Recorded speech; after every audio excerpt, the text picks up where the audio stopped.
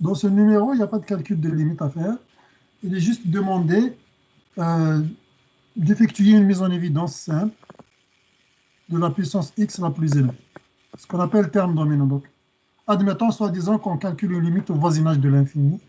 Donc, on va essayer d'extraire le terme dominant euh, de cette quantité qui probablement est liée en numérateur ou bien en dénominateur de quelque chose, etc. Comment on va procéder? Vous remarquez qu'on a une quantité sous la racine plus une autre quantité.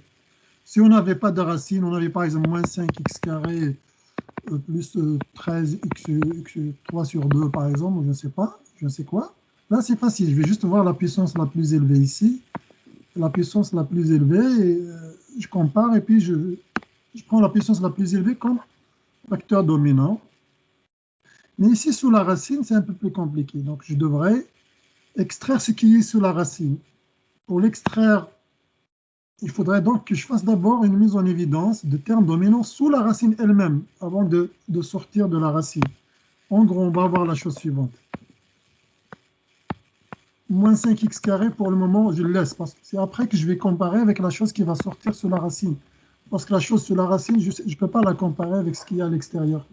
Pour l'instant, en tous les cas. Pour l'instant, je ne peux pas comparer. Il faut qu'il sorte de la racine. Donc, je mets facteur dominant sur la racine. Je vais avoir x3 fois 1 moins 1 sur x3. J'espère que tout le monde est d'accord avec ça. Et là, je peux racine d'un produit. C'est la racine cubique de la première quantité fois la racine cubique de l'autre quantité. De x cube fois racine cubique, ou bien puissance 1 tiers si vous voulez, 1 moins 1 sur x cube. Si vous êtes à l'aise avec les puissances 1 tiers, c'est racine cubique ça? Je ne vois pas bien. Racine cubique. 1 moins 5x carré. J'espère que tout est correct, tout est clair pour vous jusqu'à présent. Et là, qu'est-ce que ça donne ici? Racine cubique de x cube, c'est x. Okay. Racine cubique de x cube, c'est x. Il n'y a rien à dire. Là, ça, on peut traîner ça avec nous, hein, ça ne nous dérange pas. Moins 5x carré. Ça, c'est comme une constante en fait. Je vais la traîner avec moi. Il faut juste voir comparer donc le terme dominant maintenant entre x carré et x. Clairement, c'est x carré le terme dominant. Donc x carré fois quoi? J'ai moins 5 ici, moins 5. Plus en fait, ici 1. Mais ici, j'ai x carré, donc 1 sur x, fois racine cubique de 1 moins 1 sur x cube. Vous allez avoir quelque chose comme ça. Vous allez avoir quelque chose comme ça. En gros, cette quantité, c'est comme si elle était égale parce que ça va tendre vers 0. Si on était au voisinage de l'infini, ça va vers 0, ça va vers 0. Donc, tout ce qui est sous la racine, ça va vers 1. Racine cubique de 1, c'est 1. Donc, toute cette quantité, si on était au voisinage de l'infini, toute cette quantité va vers 0. Il va rester juste la constante moins 5, x carré. Donc ça, moi, ce que j'ai fait ici, j'ai juste fait une mise en évidence du terme dominant. Mais c'était un peu prévisible d'arriver à ça.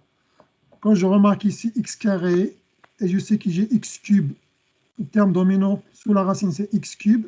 Racine cubique de x cube, c'est x. Je sais que ça va se jouer entre x et x carré. Comme c'est x carré le plus grand, tout ça, ça va se comporter comme si c'était moins 5x carré.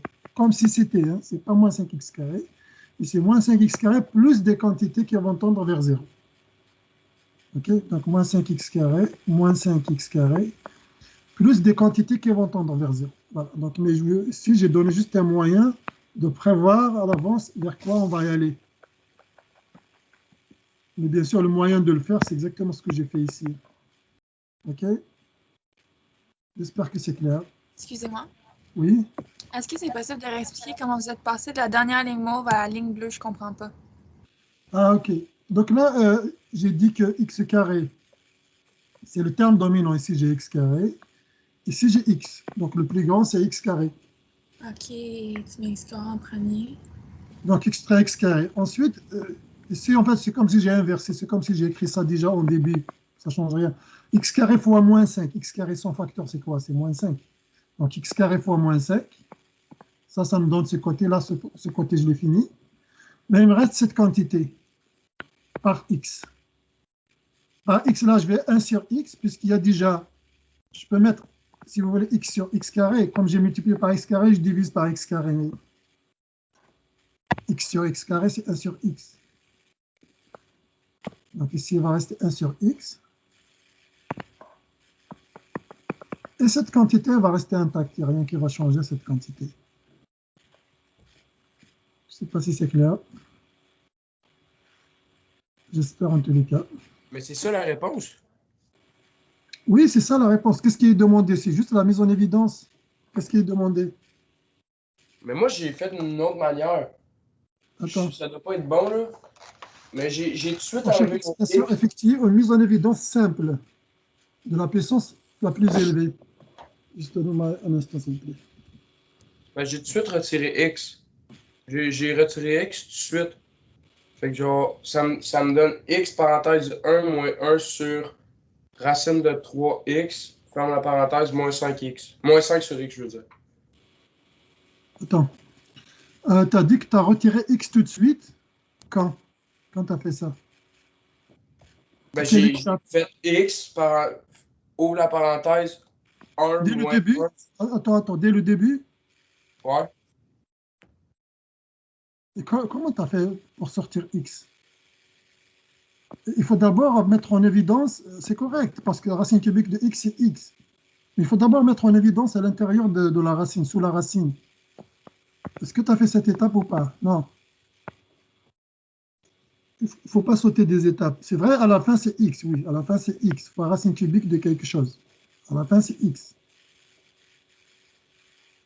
Mais il faut d'abord mettre en évidence sous la racine. Il faut mettre en évidence sous la racine avant de pouvoir simplifier. Je ne sais pas, peut-être que je n'ai pas compris ta question.